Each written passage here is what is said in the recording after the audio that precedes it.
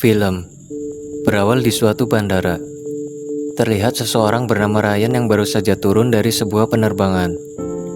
Ryan ternyata sudah ditunggu oleh seseorang yang akan mengantarnya ke suatu tempat. Setelah menempuh perjalanan yang cukup jauh, akhirnya Ryan sampai di sebuah villa mewah yang terletak di atas bukit. Tujuan Ryan datang ke sana untuk memenuhi undangan sahabat lamanya yang bernama Jack. Jack mengundang Ryan untuk berkunjung ke tempatnya. Kemudian Ryan masuk ke dalam villa yang mewah tersebut. Karena Jack sedang ada urusan di luar, Ryan pun disuruh menunggu sembari memasak bahan makanan yang sudah disediakan. Kemudian pada malam harinya, Jack datang, sahabat Ryan yang hampir 12 tahun tidak berjumpa. Di sana akhirnya mereka berbincang-bincang. Diketahui bahwa mereka berdua adalah seorang koki. Berbeda dengan Ryan yang saat ini hanya koki di sebuah restoran pinggir jalan, Jack adalah koki di sebuah agensi penyedia jasa pelayanan dan penyedia makanan. Diketahui, villa mewah ini adalah tempat yang disewa oleh agensi untuk acara makan malam yang sebentar lagi akan diselenggarakan. Jack bertugas sebagai koki utama, sekaligus menyediakan bahan-bahan makanan yang akan disajikan kepada tamu undangan. Sehingga, ia lebih dulu dikirim ke sini untuk mempersiapkan segala keperluannya. Saat membahas gaji Jack sebagai seorang koki agensi, Ryan cukup terkejut mendengar nominal yang sangat besar untuk sekali masak. Karena diketahui tamu yang biasa ia layani adalah orang-orang super kaya dari belahan dunia. Namun dari raut wajahnya, Jack nampak seperti orang yang frustasi.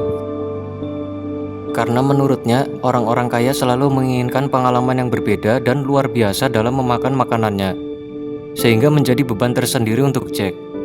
No, it's just a lot of rich people. They just want to. Keesokan paginya, Jack mengajak Ryan untuk jalan-jalan, menggunakan mobil klasik yang baru saja dibelinya. You can't rent a car like this, bro. Kemudian ketika sampai di kota kecil dan beristirahat untuk makan siang, mereka secara kebetulan bertemu seorang wanita bernama Alice. Diketahui Alice ini seorang solo traveler. Di saat Jack dan Ryan bercerita bahwa mereka adalah seorang koki yang sudah lama berteman, lantas Alice pun ingin mengetahui siapakah di antara mereka berdua yang lebih hebat memasak. Kemudian Jack pun mengajak Alice ke villanya, dan Master Chef pun terjadi.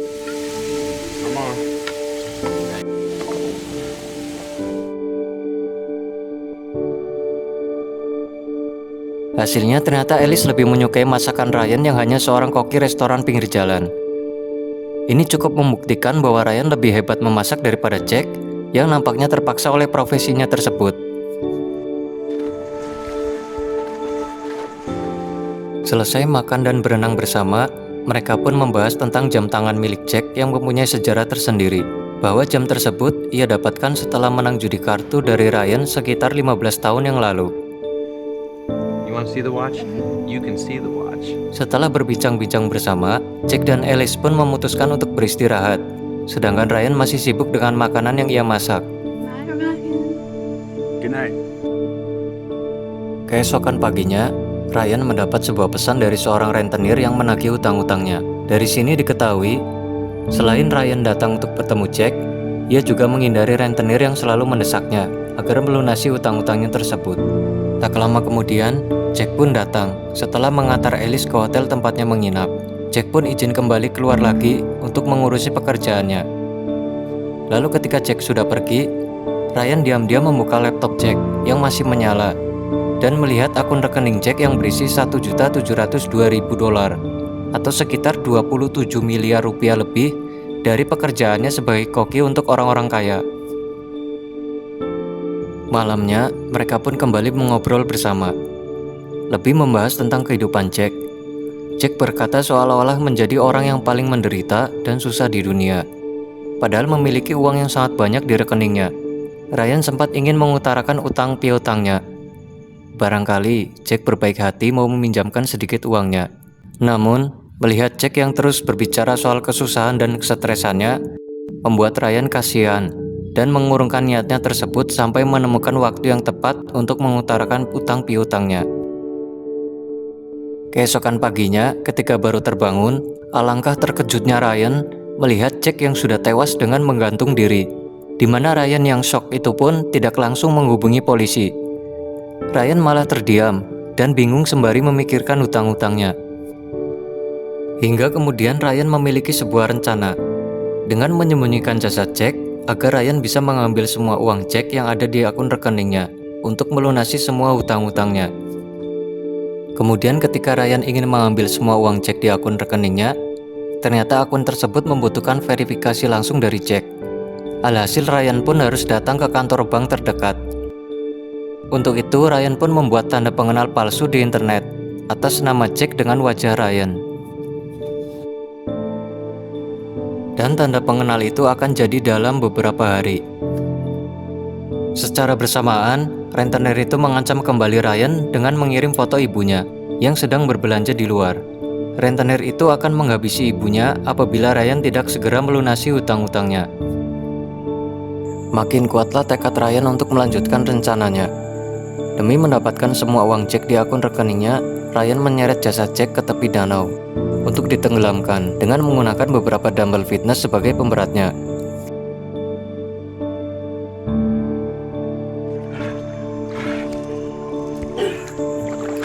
Keesokan harinya, Ryan terlihat berada di kafe, sedang mencoba bernegosiasi dengan seorang rentenir agar mau menunggu beberapa hari lagi.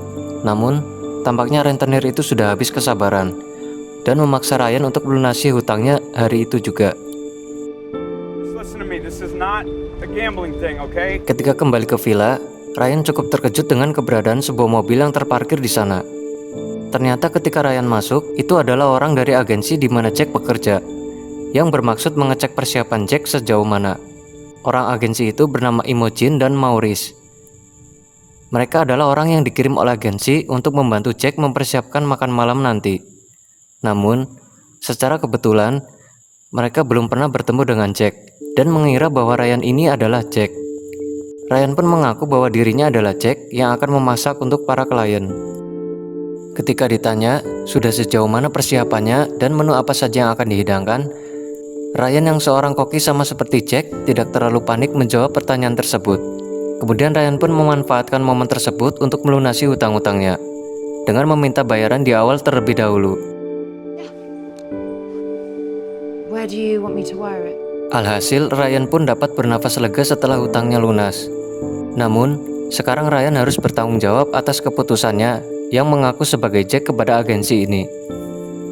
Sebagai seorang koki, seharusnya Ryan tidak begitu cemas dengan menu yang dimintanya.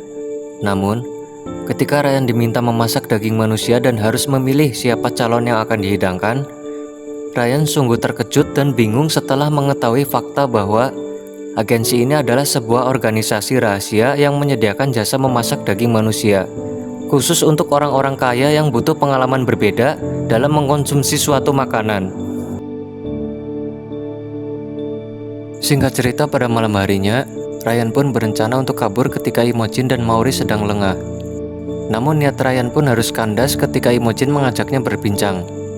Imogen menegaskan kembali tentang pekerjaan ini, bahwa agensi adalah sebuah organisasi khusus yang memiliki klien dari kalangan elit, seperti orang kaya, para penguasa, dan orang-orang paling berpengaruh di dunia, yang tentunya memiliki jaringan dan relasi-relasi orang penting. Keesokan paginya, Maurice membangunkan Ryan untuk mengajaknya pergi ke depan gereja yang kemarin mereka sudah kunjungi. Tujuannya adalah mencari target untuk menjadi bahan masakan. Produk bahan haruslah yang masih sehat dan tidak keras. Lebih bagus jika masih muda. Kemudian mata mereka tertuju kepada seorang gadis yang sedang berjalan bersama neneknya dan memutuskan untuk mengikuti mereka berdua. Ketika tiba di sebuah jembatan, Maurice dan Ryan kehilangan target mereka yang berjalan masuk ke sebuah gang sempit. Lalu mereka bertemu seorang tukang bengkel yang usianya masih terbilang muda, menegur apa yang sedang dilakukan Maurice dan Ryan di sana. Melihat tukang bengkel yang tampak sehat dan bugar, Maurice pun mendapat konfirmasi dari Ryan untuk menjadikan dia sebagai targetnya. Di mana kemudian Maurice berpura-pura sedang mengalami mogok pada mobilnya. Lalu Maurice memberikan uang kepadanya agar tukang bengkel tersebut mau memeriksa mesinnya dengan cara masuk ke dalam kolong mobil. Para mí todo está bien. Para mí también. Tepat sesaat Maurice menembak tukang bengkel di kolong mobil, muncullah sosok gadis bersama neneknya ditemani seorang polisi.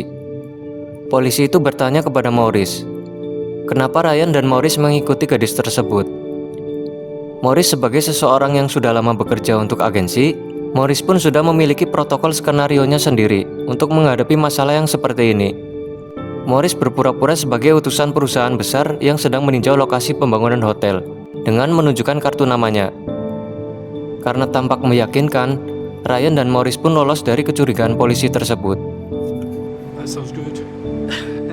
Beberapa saat kemudian, terlihat Maurice dan Ryan sudah di perjalanan pulang dengan tubuh si tukang bengkel yang berhasil dibawa di dalam bagasi. Kemudian setelah tiba di villa, mereka pun langsung menyeret jasad si tukang bengkel ke sebuah ruang rahasia bawah tanah. Ketika berada di dalam, Ryan sempat bingung harus bagaimana.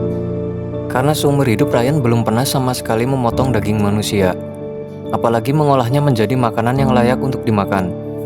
Namun, melihat Imogen dan Maurice yang mulai curiga, Ryan pun tidak mempunyai pilihan lain demi keselamatan nyawanya sendiri. Beberapa jam kemudian, saat villa sedang didekorasi oleh tim khusus dari agensi, Ryan terlihat sedang mandi setelah selesai dengan pekerjaannya. Sementara Maurice sedang menyalakan kompor untuk merebus tulang dan membawa beberapa nampan berisi daging yang sudah dipotong kecil-kecil. Kemudian ketika Ryan selesai mandi, ia melihat paket berisi tanda pengenal palsu yang ia pesan beberapa hari yang lalu. Setelah memikirkan semuanya dengan matang, Ryan pun memutuskan untuk kabur diam-diam menggunakan mobil milik Jack. Tepat saat ia baru saja beberapa meter meninggalkan villa, tiba-tiba Ryan tidak sengaja menabrak tukang kebun karena panik. Tepat saat itu juga Maurice datang. Ryan pun beralasan bahwa remnya blong. Namun Maurice bukanlah orang bodoh yang percaya begitu saja. Sehingga Ryan pun akhirnya jujur tentang keinginannya pergi dari pekerjaan ini. Maurice sama sekali tidak marah ataupun mengadukan ini kepada Imogen. Justru malah memberikan saran terbaik kepada Ryan agar jangan pernah berpikiran untuk pergi dari agensi. Karena sejauh yang ia tahu, tidak ada satupun orang yang berhasil lolos dari agensi. Dikarenakan agensi memiliki jaringan yang sangat luas di berbagai belahan dunia, sehingga tidak akan sulit untuk menemukan keberadaan siapapun, termasuk Ryan yang bukan siapa-siapa ini.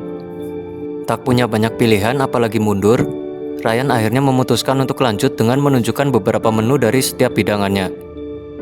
Karena acaranya akan digelar nanti malam, dan dihadiri oleh 5 tamu penting dari beberapa negara yang berbeda. Kemudian pada malam harinya, datanglah 2 orang tamu suami istri asal Belgia. Tak lama setelah kedatangan mereka, muncullah seorang polisi ditemani detektif kepolisian yang kebetulan merupakan paman dari si tukang bengkel, yang saat ini sudah menjadi sop daging yang akan dihidangkan kepada para tamu. Kedatangan detektif ini adalah untuk menemui Maurice terkait hilangnya si tukang bengkel yang merupakan keponakannya sendiri. Karena menurut keterangan polisi, Maurice dan Ryan terlihat berada di lokasi saat kejadian itu terjadi. Karena Maurice sedang di luar untuk menjemput tamu lain, Imogen pun terpaksa mempertemukan detektif dengan Ryan yang sedang memasak di dapur. Ryan memperkenalkan diri bahwa ia adalah arsitek dari pembangunan hotel tersebut. Karena Ryan jelas-jelas sedang memasak dengan menggunakan baju koki, Ryan pun beralasan selain menjadi arsitek, ia pun juga punya hobi memasak. Karena Ryan terlihat gugup dan takut ditanya-tanya seputar bidang arsitektur, Imogen pun dengan cepat menawarkan mereka sup daging, yang tanpa mereka sadari, itu merupakan daging si tukang bengkel itu sendiri. Kemudian Imogen menghampiri 2 tamu undangan asal Belgia itu untuk menjelaskan tentang situasi yang terjadi dan meminta mereka untuk berpura-pura menjadi seorang investor pada proyek hotel tersebut. Lalu Imogen pun kembali ke dapur untuk mendampingi detektif yang sedang menikmati sop daging keponakannya sendiri. Detektif pun bertanya, "Daging apa ini? Kenapa rasanya sangat enak dan berbeda sekali?" Ryan pun menjawab, "Itu adalah daging campuran antara babi dan domba." Lalu detektif pun meminta izin untuk mengecas HP-nya di pojok ruangan dan mulai mengajukan beberapa pertanyaan seputar dunia arsitektur. Ryan yang panik dan gelagapan saat menjawab pun beruntung, karena tiba-tiba ada suara ramai-ramai di luar. Suara itu merupakan para tamu undangan yang baru saja datang. Sebelum bertemu para tamu, Imogen pun menegur Ryan. Harusnya sudah memahami skenario apabila berada dalam situasi seperti ini. Setelah itu Imogen segera menemui detektif yang baru saja selesai mendapat keterangan dari Maurice. Maurice pun berhasil mengelabui detektif dengan semua alibi palsunya. Sebelum pergi, detektif pun menemui kelima tamu undangan untuk pamit pulang, sekaligus meminta maaf atas sedikit gangguan yang ditimbulkan. Di mana salah satu tamu yang berasal dari Jepang malah menawari si detektif untuk ikut makan bersama. Sementara si polisi memilih untuk pulang karena masih ada pekerjaan. Keputusan dari tamu Jepang itu pun mendapat teguran dari Imojin karena mengkhawatirkan kenyamanan tamu yang lain. Lalu tamu Jepang itu pun langsung menjawab bahwa orang sepertinya, orang-orang kaya seperti tamu yang lain butuh pengalaman yang tidak biasa, pengalaman yang memicu adrenalin, sehingga diajaknya si detektif untuk makan satu meja bersama. Hal itu akan menambah pengalaman yang berbeda, yang membuat makan malamnya semakin menarik. Tak lama kemudian, Maurice pun memberitahu kepada Imojin tentang tamu yang tak diundang menunggu di depan rumah, yang ingin bertemu dengan Jack. Dan ternyata itu adalah Alice, seorang traveler yang sempat kencan dengan Jack semalam sebelum kejadian. Karena Alice memaksa ingin bertemu dengan Jack, Imojin pun memberinya izin masuk dengan harapan akan cepat pulang. Di mana Ryan melihat kedatangan Alice pun cukup terkejut karena tak menyangka jika dia akan datang lagi ke sini di waktu yang sangat-sangat tidak tepat. Sambil duduk di atas meja, Alice pun mulai bertanya-tanya tentang keberadaan Jack. Kenapa bukan dia yang memasak untuk acaranya? Di mana Ryan dengan gelagapannya pun berkata bahwa Jack pulang ke UK karena sudah lelah dengan pekerjaannya. Alice yang kecewa pun akhirnya pamit untuk pulang. Namun alangkah terkejutnya dia saat melihat jam tangan milik Jack ada di tangan Ryan. Sehingga Alice yang mulai curiga itu pun langsung buru-buru untuk pulang. Kembali ke Jack yang diminta untuk menghadap ke semua tamu. Ia pun mendapat tepuk tangan dan rasa kagum mereka atas masakan yang dinilainya sangat lezat dan nikmat. Kemudian para tamu meminta makanan penutup yang cukup spesifik dan spesial, yaitu bagian lidah yang dipotong layaknya sashimi, makanan khas Jepang. Kemudian alangkah terkejutnya Ryan dan Imojin ketika baru menyadari ternyata si tukang bengkel itu mengidap penyakit herpes yang menimbulkan berupa lepuhan berwarna kemerahan pada jaringan kulit, sehingga akhirnya mereka harus mencari lidah lain yang lebih sehat untuk dihidangkan. Tepat secara bersamaan, Alice kembali ke dalam untuk meminta tolong panggilkan taksi karena mobilnya yang mogok.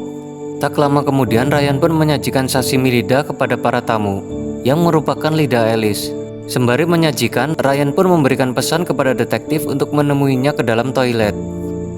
Akhirnya Ryan menjelaskan semuanya, termasuk daging yang disantap detektif tadi. Sehingga detektif pun langsung mual dan memuntahkan semua makanannya yang sudah dimakan tadi. Setelah menyusun semua rencana dengan Ryan, detektif pun langsung izin pulang dengan meninggalkan ponselnya yang masih di dalam. Ketika sudah berada di luar, detektif pun tidak langsung masuk ke dalam mobil, melainkan pergi ke belakang villa untuk bertemu Ryan, yang akan mengajaknya masuk ke dalam ruang bawah tanah. Saat berada di dalam, detektif pun sangat amat terkejut dengan kebenaran akan semua pernyataan Ryan. Alih-alih menghubungi rekannya di kepolisian, detektif baru teringat bahwa ponselnya tertinggal di dalam. Dan ia pun tidak ingat dengan nomor rekan-rekannya di kepolisian, sehingga cara satu-satunya yaitu mengambil ponselnya yang berada di dalam. Untuk sementara, detektif menunggu di dalam ruangan tersebut, sedangkan Ryan mengambil ponsel detektif itu. Tepat saat para tamu selesai makan dan akan kembali ke negara mereka, di mana saat Ryan sedang mengantar tamu ke depan, Maurice yang penasaran dengan gerak-gerik Ryan yang mencurigakan itu, langsung pergi ke ruang bawah tanah dan menghabisi detektif menggunakan gergaji mesin. Saat kembali ke sana, Ryan terkejut melihat detektif yang sudah tewas di samping tubuh Alice. Walaupun Maurice tahu bahwa Ryan mencoba membongkar semuanya, ia tetap bersikap biasa saja, malah meminta Ryan untuk membereskan kekacauan tersebut. Setelah acara selesai, terlihat Imojin sedang merekayasa kematian detektif dan si tukang bengkel. Dengan bantuan dari kantor pusat agensi yang memang sudah profesional mengatasi masalah seperti ini. Keesokan paginya, terlihat Ryan masih terjaga di atas ranjang setelah tidak bisa tidur semalaman. Kemudian Ryan bertemu dengan Imojin, di mana Imojin memberitahukan bahwa ia mendapat banyak pesan email dari para tamu yang merasa sangat puas dengan hasil masakan Ryan. Bahkan Ryan pun direkomendasikan oleh agensi untuk acara yang lebih besar yang mencakup dunia, dengan para tamu yang lebih elit dan lebih tinggi lagi. Imogen pun sudah mentransfer sisa gaji Ryan senilai $250.000 atau setara 4 miliar rupiah lebih. Dengan popularitas dan masakannya yang sudah tersebar di kalangan agensi, Imogen pun bisa memastikan bahwa Ryan sebentar lagi akan menjadi orang yang sangat-sangat kaya raya. Sesuai dengan protokol keamanan agensi, Ryan pun disuntik GPS super kecil ke bagian lehernya. Hal itu untuk mencegah Ryan kabur dan apabila ia ada niatan untuk membongkar rahasia ini kepada orang lain. Karena acara sudah selesai, Ryan pun diperbolehkan untuk pulang ke London yang menjadi tempat tinggalnya. Sedangkan Morris sedang sibuk membakar 2 mobil milik Alice dan detektif untuk menghilangkan barang bukti. Ketika Ryan sudah berada di bandara dan menunggu jadwal penerbangan, ia pun bertemu dengan salah satu calon penumpang yang sama-sama sedang menunggu pesawat. Mereka pun berbincang santai di sana. Lelaki itu pun berkata soal pekerjaannya. Sebagai orang lapangan di sebuah perusahaan yang gajinya tidak terlalu besar dan sering menghemat ongkos transportasi dengan menginap di hotel murah dekat bandara. Namun, ketika mendengar cerita tentang pekerjaan Ryan, lelaki itu pun syok dan merasa iri dengan Ryan, yang seorang koki dan dibayar tinggi untuk memasak bagi orang-orang kaya. Ditempatkan di penginapan mewah seperti villa dan semacamnya, di mana lelaki itu tidak tahu saja bahwa Ryan sama sekali tidak senang dengan pekerjaannya, yang sama-sama dirasakan Jack sahabatnya sebelum bunuh diri. Dan film pun selesai.